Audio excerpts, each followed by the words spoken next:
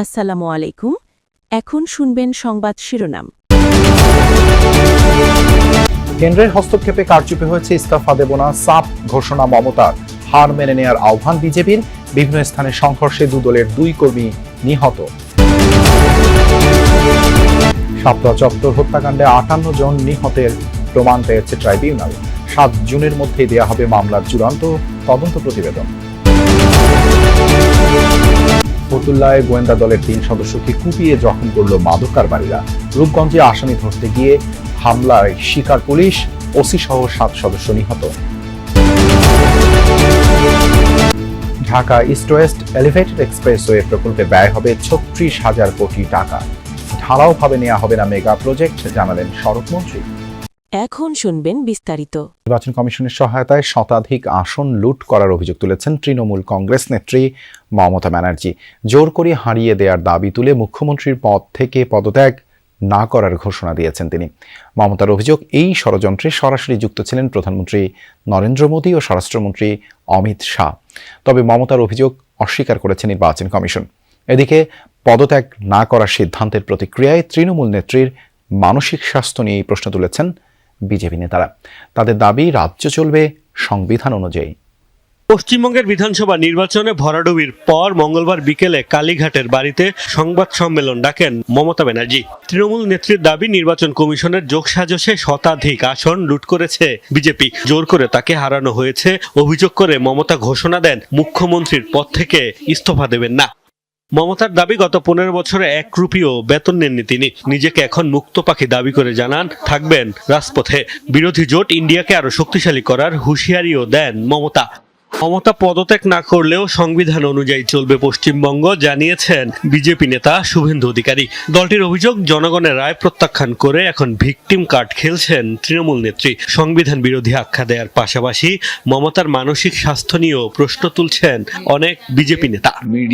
নির্বাচনের মাঠে লড়াই শেষ হতেই রাজ্য জুড়ে সংঘাত, সহিংসতায় জড়িয়েছে বিজেপি, তৃণমূল কংগ্রেস।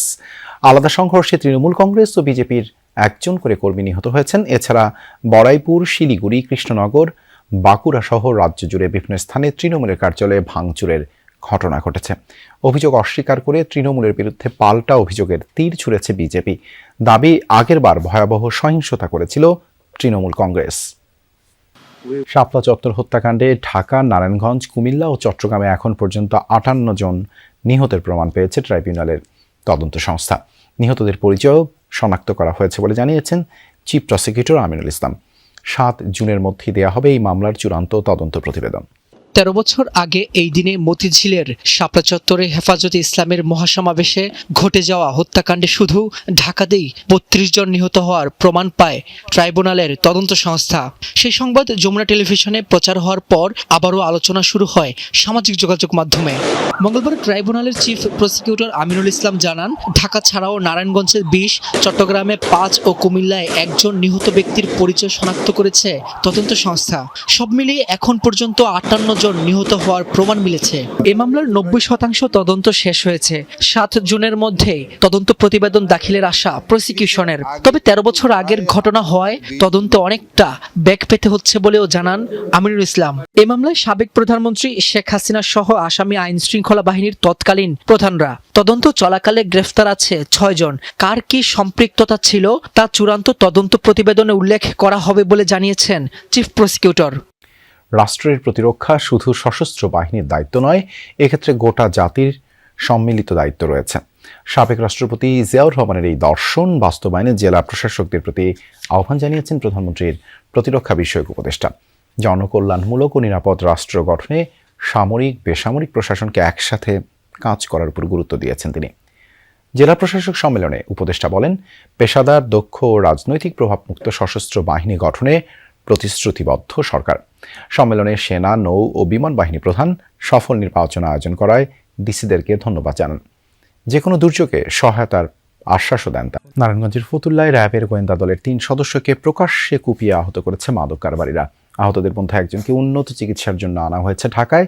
মাদক স্পটের খবরাখবর সংগ্রহ শেষে ফেরার পথেই হামলা হয় বলে জানিয়েছেন কর্মকর্তারা। অন্যদিকে রূপগঞ্জে আসামি ধরতে গিয়ে হামলায় আহত হয়েছেন ওসি সহ 7 পুলিশ সদস্য। অস্ত্র মামলায় গ্রেপ্তার যুবদল নেতাকে ছিনিয়েও নেয় তার সমর্থকরা। নারায়ণগঞ্জের মাজদাইল লিচুবাগ এলাকায় মাদক স্পটের তথ্য সংগ্রহে যান র্যাবের গোয়েন্দা দলের কয়েকজন সদস্য। এক পর্যায়ে সাদা পোশাকে থাকা আইন শৃঙ্খলা বাহিনীর সদস্যদের ওপর হামলা চালায় মাদক কারবারিরা।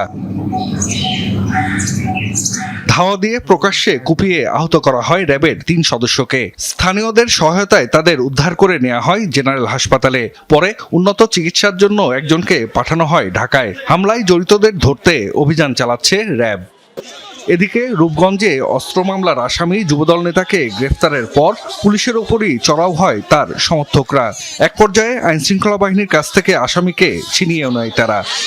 পুলিশ জানায় উপজেলা যুবদলের সিনিয়র যুগ্ম আহ্বায়ক শামীম মিয়াকে ধরতে গতরাত 3:30টার দিকে চনপাড়া পুনর্বাসন কেন্দ্রে অভিযান চালানো হয়। নিজ বাড়ি থেকে গ্রেফতার হয় শামীম। এই খবর ছড়িয়ে পড়লে জড়ো হয় তার সমর্থকরা। এ সময় পুলিশের উপর হামলা চালিয়ে শামীমকে ছিনিয়ে নেয় তারা। আহত হন ওসি সহ 7 পুলিশ সদস্য। ভাঙচুর করা হয় পুলিশের গাড়ি। পরে পুলিশ, র্যাব ও বিজিবি যৌথভাবে অভিযান চালায়। গ্রেফতার করা হয় বেশ কয়েকজনকে। এ ঘটনায় সরকারি কাজে বাধা এবং সরকারি সম্পদ ক্ষয়ক্ষতির অভিযোগে 15 জনের নাম উল্লেখ ও অজ্ঞাত আরও প্রায় 200 জনকে আসামি করে মামলা হয়েছে। সাভারের হেমায়েতপুর থেকে নারায়ণগঞ্জের লাঙ্গলবন্দ পর্যন্ত Dhaka east west elevated expressway প্রকল্প গ্রহণ করতে যাচ্ছে সরকার। 39 কিলোমিটার এক্সপ্রেসওয়ের সম্ভাব্য ব্যয় ধরা হয়েছে 36,000 কোটি টাকা। দুপুরে এই নিয়ে আয়োজিত এক কর্মশালায় সড়ক পরিবহন ও সেতু মন্ত্রী বলেন, অতীতের সরকারের মতো ঢালাওভাবে মেগা প্রজেক্ট গ্রহণ করতে চায় না বিএনপি সরকার, তবে জনগণের উপকারে আসবে এমন প্রকল্প অগ্রাধিকার পাবে। সরকারি বেসরকারি অংশীদারিত্বে Dhaka east west elevated expressway প্রকল্পের সক্ষমতা যাচাই হয়েছে এরই মধ্যে। ঢাকাকে এড়িয়ে সাভার হেমায়েতপুর থেকে শুরু হয়ে আটিবাজার ঢাকা মাওয়া মহাসড়কের আব্দুল্লাপুর হয়ে ঢাকা চট্টগ্রাম মহাসড়কের লাঙ্গলবন্ধে গিয়ে শেষ হবে এই এক্সপ্রেসওয়ে। 5টি উপজেলার উপর দিয়ে যাওয়া 39 কিলোমিটার এক্সপ্রেসওয়েটি চালু হলে 3 ঘন্টার যাত্রা হবে 20 মিনিটে। রাজধানীর একটি হোটেলে এই প্রকল্পটি নিয়ে অংশীজনদের কর্মশালা হয়েছে। বিশেষজ্ঞদের মতে এটি জাতীয় যোগাযোগের ক্ষেত্রে অনন্য উদ্যোগ। কর্মশালায় সড়ক পরিবহন ও সেতু মন্ত্রী বলেন, প্রকল্পটি বাস্তবায়িত হলে সিলেট চট্টগ্রামের সঙ্গে বরিশাল ও উত্তরবঙ্গের সরাসরি যোগাযোগ স্থাপিত হবে। তবে মন্ত্রী গুরুত্ব দেন প্রকল্প বাস্তবায়নে আন্তরিকতা ও সততার উপর। সংশ্লিষ্ট মন্ত্রণালয়গুলোর সমন্বয়হীনতা, প্রকল্প বাস্তবায়ন কিংবা জমি অধিগ্রহণে দীর্ঘসূত্রিতা দূর করার আহ্বান জানান মন্ত্রী। 2027 থেকে 2030 সাল Dhaka east west elevated expressway নির্মাণের সময়সীমা নির্ধারণ করা হয়েছে। বৈদ্যুতিক এবং হাইব্রিড গাড়ি কেনার ক্ষেত্রে একজন গ্রাহক সর্বোচ্চ 80 লাখ টাকা পর্যন্ত ব্যাংক ঋণ পাবেন, তবে অন্য গাড়ির ক্ষেত্রে ঋণের পরিমাণ হবে 60 লাখ টাকা। এ বিষয়ে প্রজ্ঞাপন জারি করেছে বাংলাদেশ ব্যাংক। পরিবেশ বান্ধব ও সাশ্রয়ী বৈশিষ্ট্যের কারণে দেশে ইলেকট্রিক ও হাইব্রিড যানবাহনের চাহিদা বাড়ছে। জ্বালানি সংকটের